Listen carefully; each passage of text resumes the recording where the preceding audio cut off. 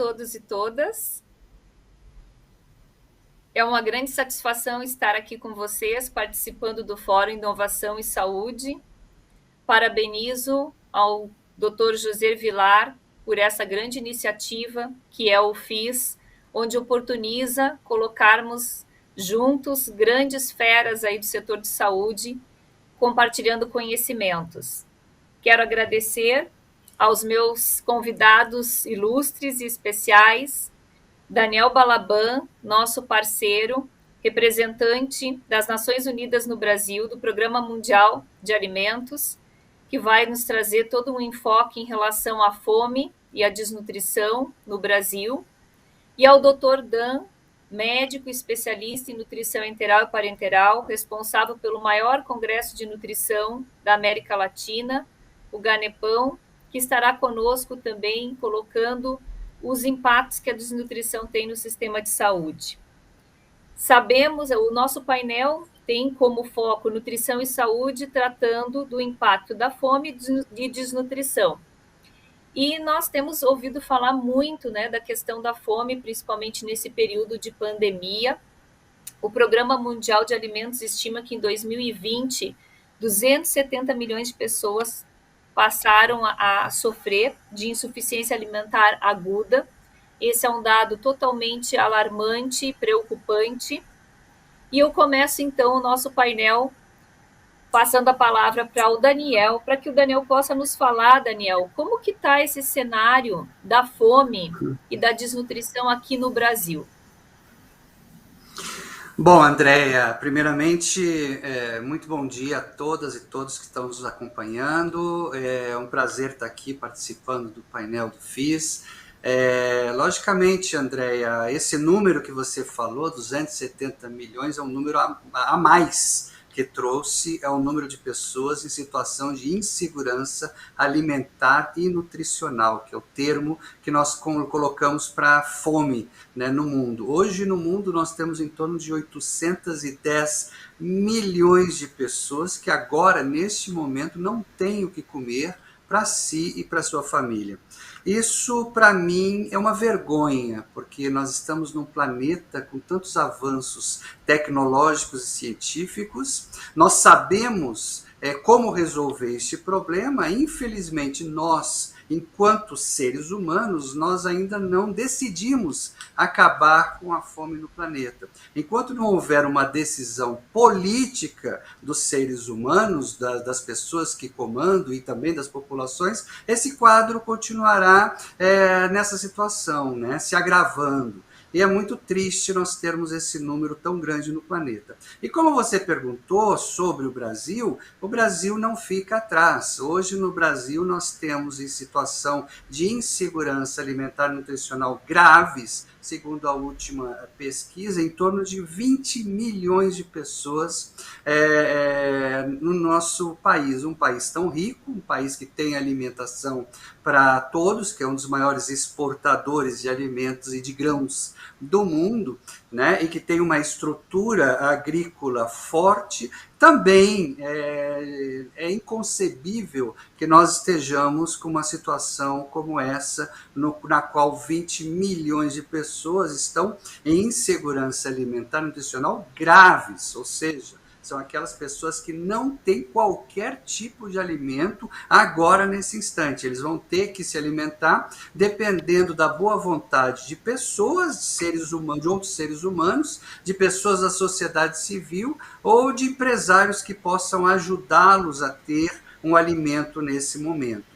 E se nós formos falar em insegurança alimentar e nutricional moderada, nós temos um contingente muito maior. O que é essa insegurança alimentar e nutricional moderada?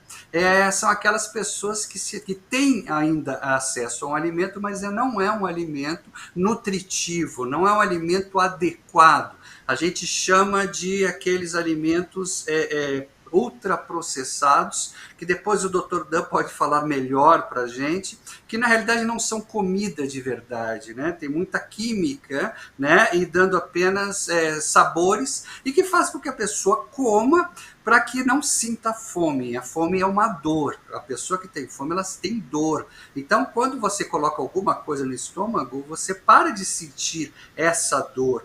Então, você passa a achar que está bem alimentado ou nutricionalmente adequado, e não está. Depois, o próprio Dr. Dan pode falar sobre isso, que nós precisamos todos de nutrientes. Então, essas pessoas no Brasil hoje estão nessa situação, a situação está se agravando com a pandemia, e então esse é o momento de discussão de políticas públicas, do que fazer para que nós possamos trabalhar essa situação e tentar evitar com que aumente esse número de pessoas nessa situação aqui no Brasil. Existe solução, desde que a gente trabalhe efetivamente, discuta os problemas e façamos pressão para que as políticas públicas também estejam adequadas para tratar essas pessoas.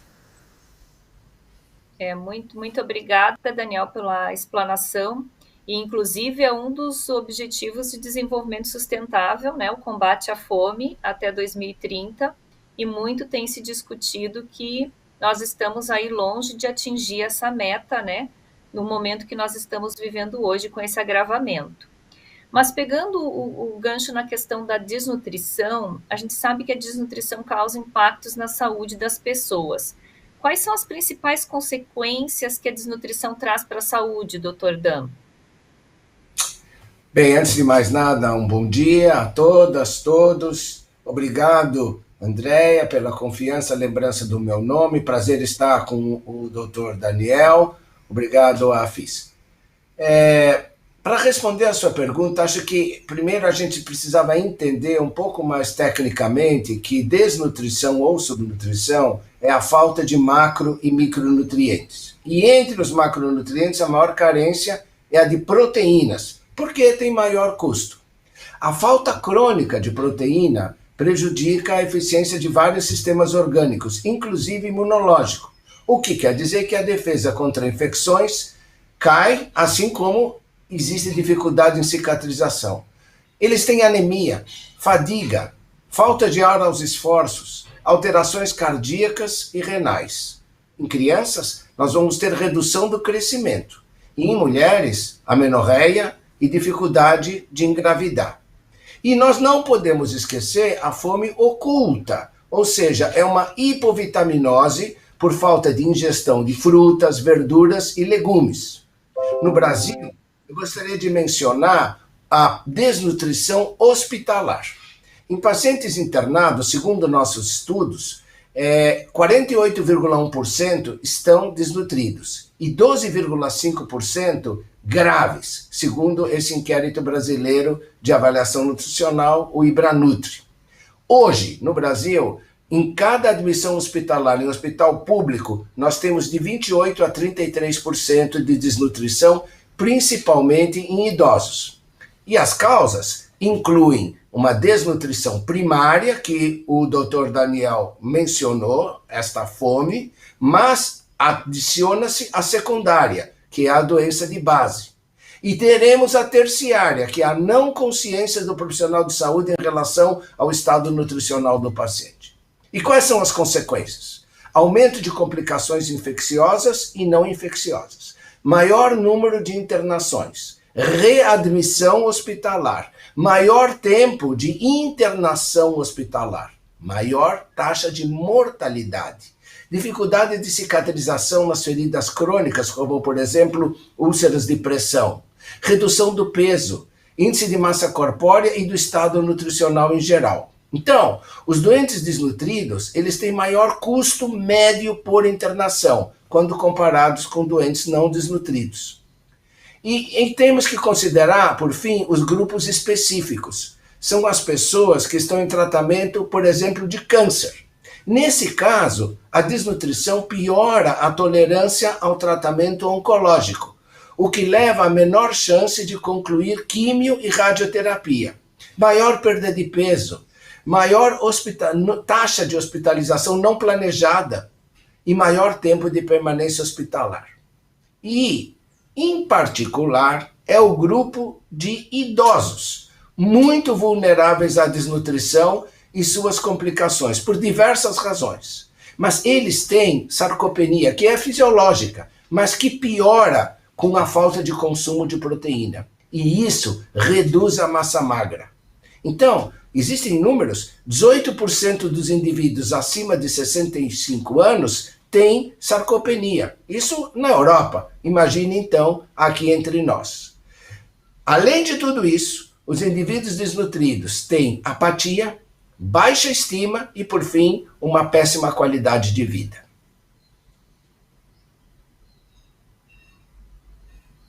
Não, é impressionante nós não pensarmos, né, doutor Dan, no dia a dia, no impacto que tem a questão, da importância que tem a questão da alimentação e da nutrição na saúde, né? É impossível falar de ecossistema de saúde, falar de prevenção sem falar de nutrição, né? De estado nutricional e sem falar também da questão da fome. A Organização Mundial de Saúde estima que a desnutrição é o maior problema de saúde pública, com 278 milhões de crianças desnutridas. Daniel, como que, na tua visão, o SUS é impactado pela desnutrição? No caso específico aqui do Brasil. Muito boa pergunta, Andréia. Eu sou um dos grandes defensores do Sistema Único de Saúde. Eu digo sempre que graças devemos levantar as mãos para os céus que nós conseguimos criar um sistema que tem problemas. Logicamente, ele não é perfeito, mas se ele não existisse, a situação seria muitíssimo pior do que temos hoje.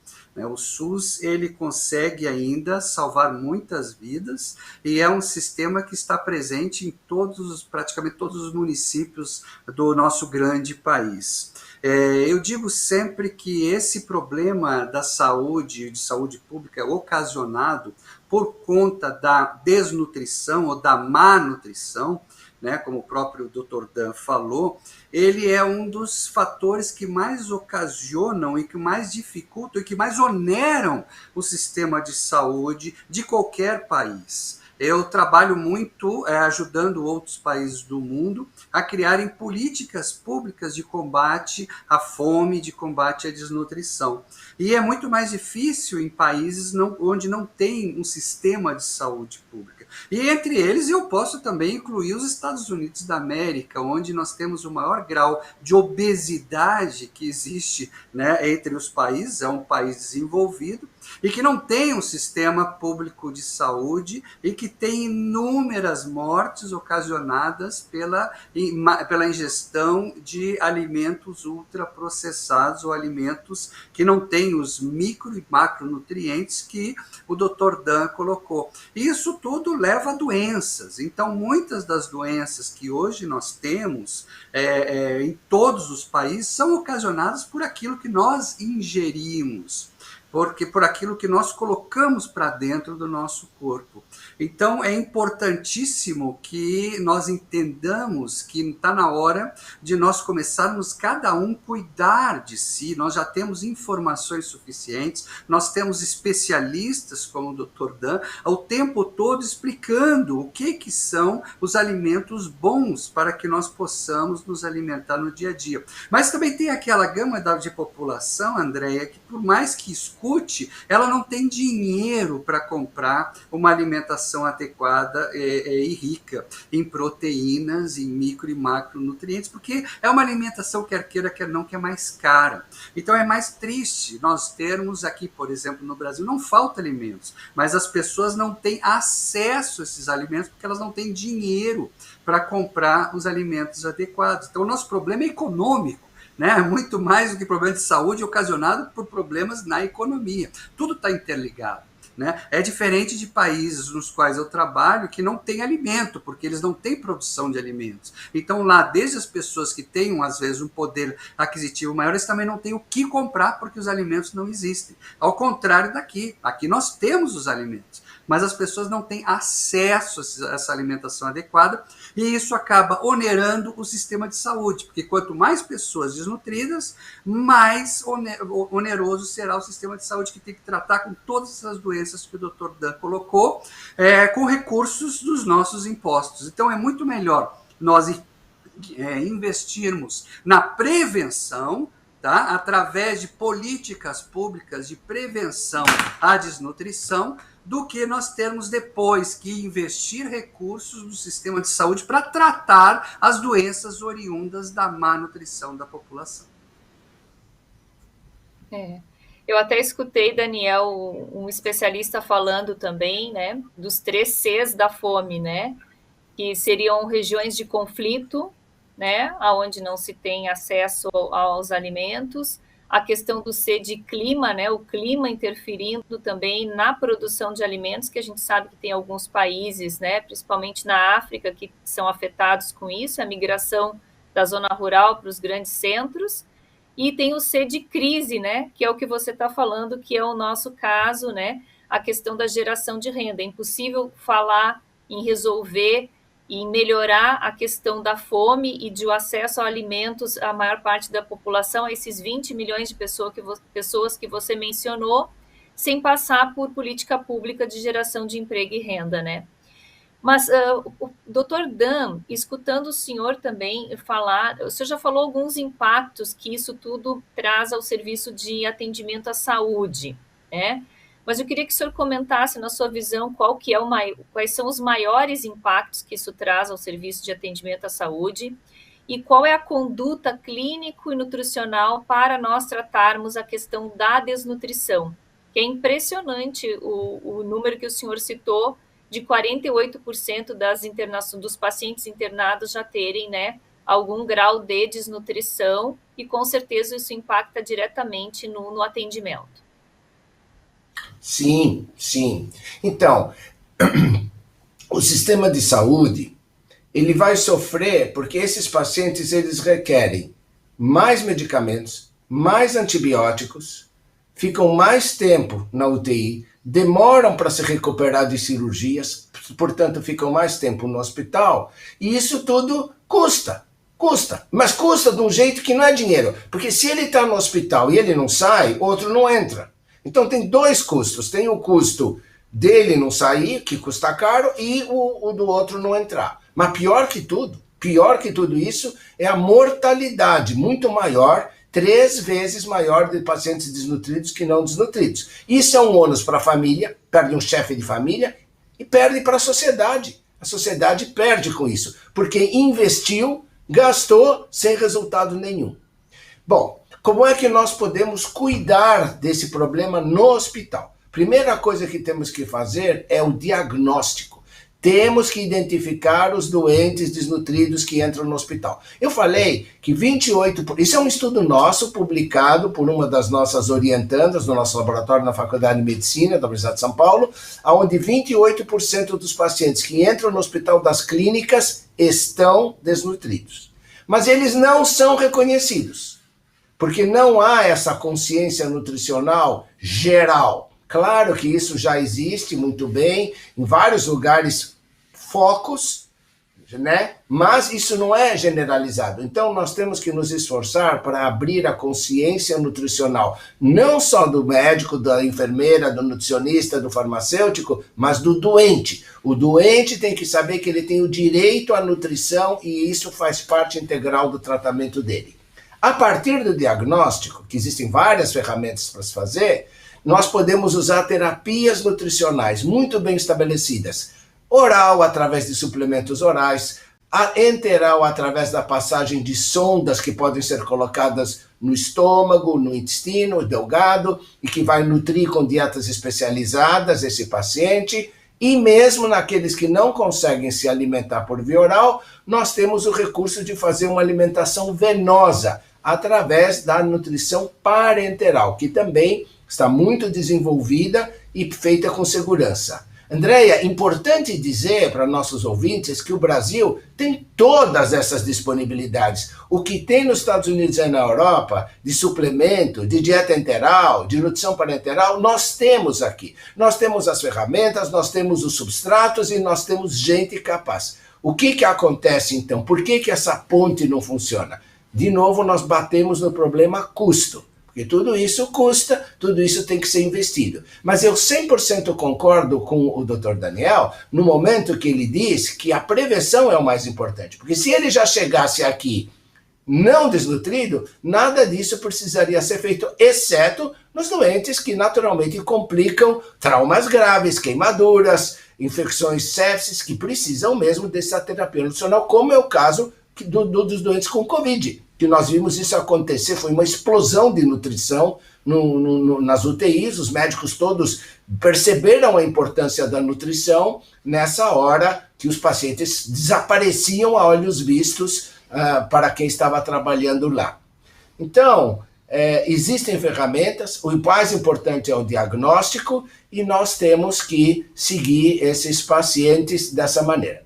Um exemplo que pode ser chave para dizer isso eu trabalho também no Instituto de Câncer do Estado de São Paulo.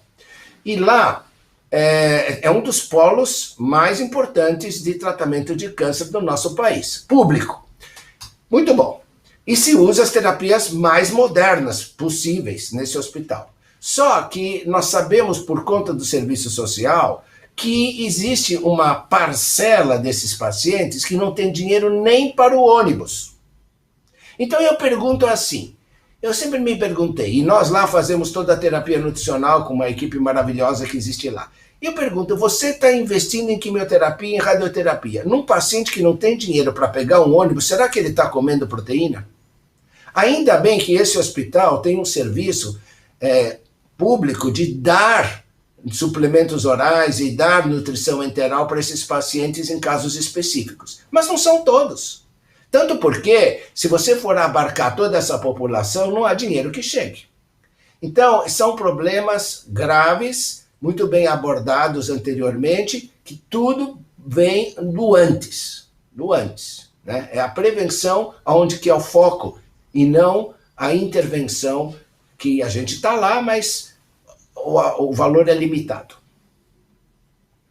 Então, doutor Dan, na sua visão, o sistema não está preparado para prestar todo esse atendimento. E o senhor comentou um pouco da suplementação, né? Porque a gente sabe que a suplementação oral não acontece em todos os hospitais, né? Qual que é a sua visão sobre isso? Não, veja, eu acho que o sistema de saúde está preparado. Primeiro, vamos falar dos profissionais. É importante dizer que os nutricionistas brasileiros são dos mais capacitados mundialmente. Eu frequento congressos no mundo todo, eu conheço nutricionistas do mundo todo e da América Latina, e eu devo dizer que o Brasil está bastante à frente em relação a isso. O SUS, desde 1997, graças a uma força-tarefa onde nós tivemos o privilégio de dirigir, quando eu era presidente da Braskem, da nossa sociedade, ele paga os insumos de nutrição enteral. O que já coloca o Brasil numa posição de destaque na América Latina, porque são somente 7 países onde isso é pago, e o Brasil é um deles. E sempre pagou a nutrição parenteral há muitos anos.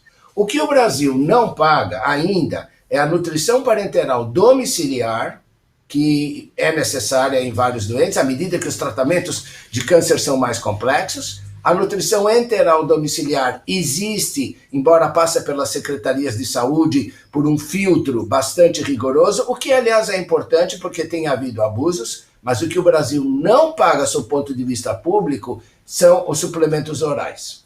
Esses suplementos orais já se provaram importantes em reduzir desnutrição, em reduzir todas aquelas complicações que eu mencionei.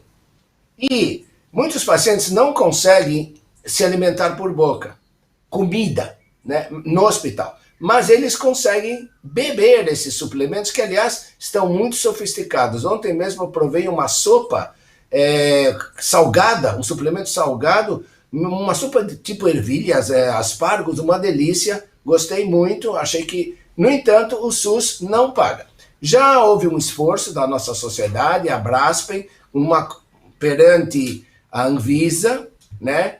E houve uma consulta pública gigantesca, com muita participação, mas não foi aprovado. É compreensível que não tenha sido aprovado, na medida que, se você imaginar o montante de recursos que isso vai exigir do governo, é realmente muito grande, é um negócio que merece, ainda mais um país aparentemente com dificuldades financeiras graves, como nós vemos todo dia no jornal, isso é difícil de aprovar neste momento.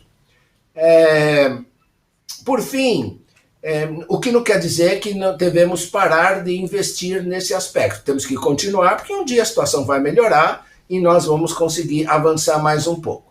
O que eu gostaria de frisar mais uma vez é que, ao longo desses 40 anos que eu venho me dedicando ao estado, a cuidados nutricionais do paciente hospitalizado, eu vejo que há uma percepção muito maior atual dos médicos em relação ao aspecto nutricional do paciente, e sem dúvida o Covid colaborou para isso, mas o doente ainda não entendeu que ele tem o direito de ser nutrido.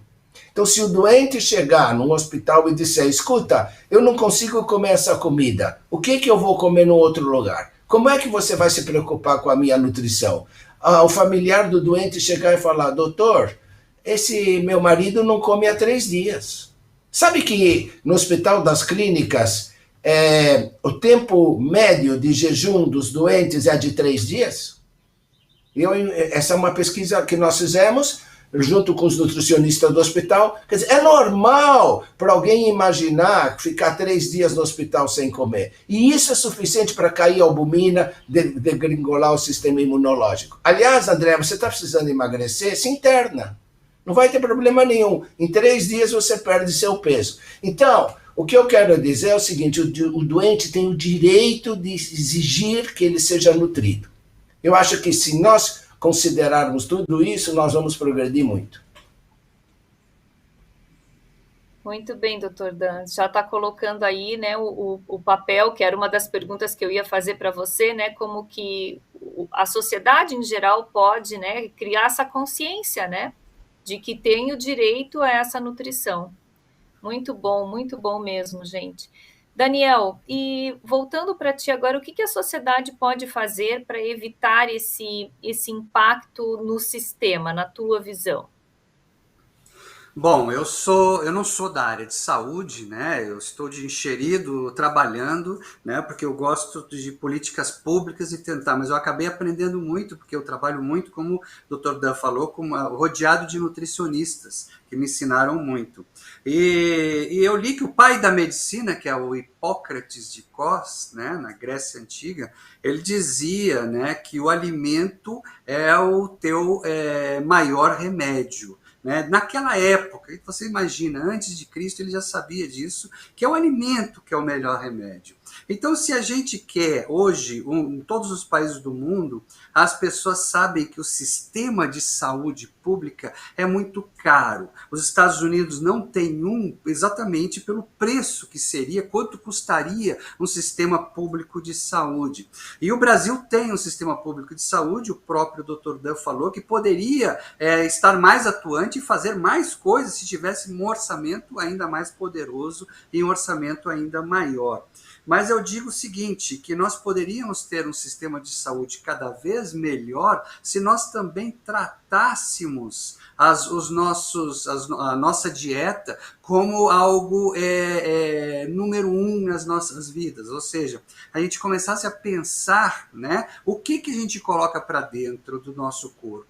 Então, cada vez, eu já aboli há muito tempo, depois que eu compreendi o mal que são esses refrigerantes, que é tudo açúcar puro, né? Uma latinha de refrigerante é mais do que você necessita de açúcar durante 2, 3 dias, você tomou numa latinha de refrigerante. A gente aprende isso, porque isso não é falado. Então as pessoas começam a aprender nos dia a dia, nos debates, nas conversas, com as pessoas que são especialistas. Então nós começamos a entender melhor a importância de uma boa nutrição e entender melhor como que o nosso corpo reage a determinados alimentos. E começamos... Eu acredito que a geração dos meus filhos vai ser muito melhor e muito mais saudável do que foi a minha geração ou a geração do Dr. Dan. Por quê? Porque eles já começam sabendo disso. E hoje, olha, faz muito pouco tempo no Brasil que os alimentos, doutor Dan, existe a questão nutricional nos alimentos. Né? Antes dos anos 80, né, quando eu vivi, não tinha. A gente só tinha aquele produto, o nome dele fantasia, e ninguém sabia o que era aquilo no supermercado. Depois de muito tempo, já no final dos anos 80, nos anos 90, depois da Constituição, é que começou-se a colocar os aspectos nutricionais de cada alimento. E eu sou favorável a que agora nós coloquemos também tarjas, como foi feito nos maços de cigarro, dizendo isso pode te levar à morte, isso causa câncer. Está na hora de começar a colocar tarjas também em determinados alimentos, que são colocados nas prateleiras dos supermercados, que podem causar diabetes ou outros problemas de saúde, né? Podem levar, se tu ingerir muito, a outros problemas de saúde. Então está na hora de começar a colocar aquilo ali. Isso pode causar sérios problemas de saúde, a ingestão muito alta desses alimentos. Então eu acho que o poder ele está sempre na mão das pessoas. Hoje, os países nórdicos, que eu gosto de usar como exemplo, eles têm uma alimentação mais adequada e eles têm sistema de saúde público menos oneroso, porque eles estão o tempo inteiro discutindo isso.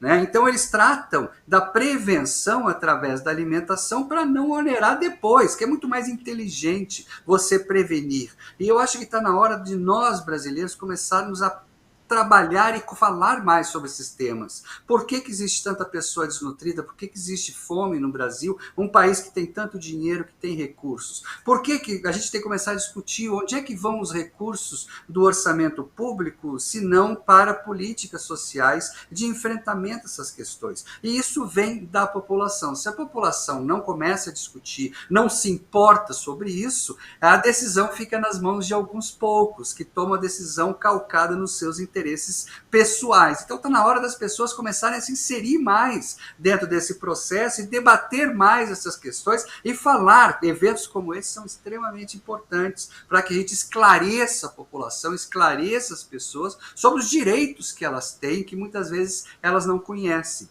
Então está na hora eu acho que as decisões e as revoluções, né, entre aspas, surgem de baixo para cima, nunca de cima para baixo. Então é o esclarecimento da população que vai fazer com que as políticas públicas acabem se adequando aos interesses da população. Enquanto a população não mostra os seus interesses ou não conhece a importância disso, a coisa continua como é. E nós vamos estar aqui daqui a 5 anos discutindo de novo por que tem tanta gente morrendo de fome no Brasil e no mundo. Então eu acho que está na hora da mudança. E a mudança é através de cada um. Quando as pessoas se conscientizam da importância de participar da vida pública e de participar dos debates e começar também a ser o exemplo daquilo que elas querem para o mundo. O exemplo começa através de nós. Então não adianta a gente querer que os outros façam e nós não fazemos. Nós temos que ser o exemplo para que os outros vejam em nós um espelho daquilo que nós estamos querendo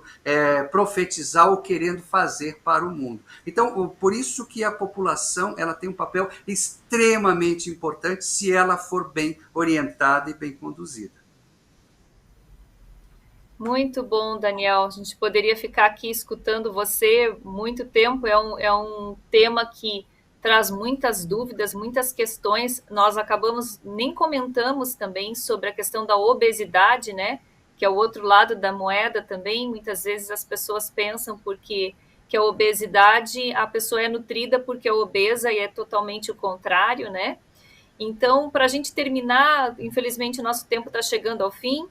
Eu quero passar para o Dr. Dan também dar uma mensagem final, Dr. Dan, de tudo. O senhor comentou tantas coisas importantes aqui, a importância que me chamou a atenção, né, dos médicos e do corpo clínico estar mais evidente para eles o papel da nutrição agora com a questão do Covid, né? Então, o impacto da nutrição, da importância da nutrição na recuperação dos pacientes com Covid. O senhor comentou também sobre a terceira idade, que foram os mais afetados, né? Que são os mais afetados também com a questão de desnutrição, além das crianças, que a gente já comentou. Que mensagem final o senhor gostaria de dar para as pessoas que estão nos assistindo aqui, os profissionais de saúde que estão nos assistindo, em relação à nutrição, a importância da nutrição em todo esse ecossistema de saúde? Sim, eu acredito, a mensagem que eu passo é a seguinte: nutrição faz parte integral do tratamento do paciente. Aliás, o primeiro item na prescrição médica é alimentação. Dieta X, dieta Y. No entanto, não se observa se o doente comeu ou não comeu. Eu vou terminar rapidamente com um dado. A Sociedade Europeia ESPEN, de nutrição, ela faz há muitos anos o Nutrition Day. Nutrition Day é avaliado centenas de hospitais no mundo todo, um dia só, de alto a baixo. Os resultados são os seguintes: aqueles que comem 50% do prato naquele dia complicam e morrem mais do que aqueles que comem tudo. Mas aqueles que comem 25% do que é servido, eles morrem 2 vezes mais do que aqueles que comem tudo. Um dia tem o valor prognóstico, ou seja, vamos olhar o que os nossos pacientes estão comendo. Vale muito mais você olhar o que ele está comendo do que se preocupar em medir isso, medir aquilo outro. Os nossos dados são: idoso, perdeu peso, não comeu, vai complicar. É isso que eu queria falar. Muito obrigada, né? Estamos aqui realmente sem tempo, chegamos no final desse bate-papo. Poderíamos continuar aqui por muito tempo. Quero agradecer a todos que estão em casa nos acompanhando o nosso debate. Quero agradecer muito o Dr. Dan, Daniel, pela disponibilidade de vocês, dessa troca de conhecimento, de trazer várias reflexões que são muito importantes para nós, como indivíduos, como sociedade, e também dentro do segmento de saúde, como nós podemos unir, né, as questões de políticas públicas em relação à saúde, à prevenção, pensando no aspecto nutricional tão importante, tão impactante, principalmente no Brasil, aqui no nosso país. Eu deixo, então, muito obrigada a vocês, muito obrigada à organização do FIS, e terminamos, então, o nosso painel de hoje. Muito obrigado.